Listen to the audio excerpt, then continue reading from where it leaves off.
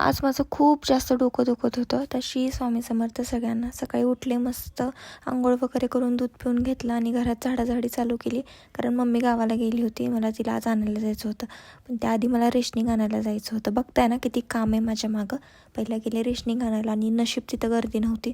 पटकन भेटलं, माझाच नंबर होता. घेतलं रेशनिंग, घरी ठेवलं आणि निघाले गावाला.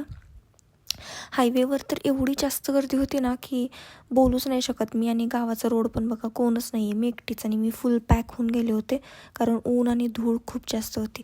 आणि हायवेवर पण या ट्रॅक्टरवाल्यांची गर्दी होती आणि छोट्या रोडला, गावागावातल्या रोडला एवढी यांची गर्दी की अक्षरशः मी 10च्या स्पीडने चालले होते आणि वैतागले होते. फायनली घरी पोचले आणि हे बघा छोटे चिकन आणि त्यांची पिल्लं. आणि गावाकडचं वातावरण बघा, डोंट माइंड, पण मला नाही आवडत अजिबात.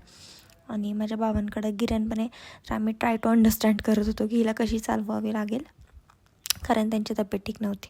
त्यानंतर मग मी आणि मम्मी घरी आलो आणि येताना माझी फेवरेट पाणीपुरी घेतली, कारण डोकं खूप जास्त दुखलं होतं माझं.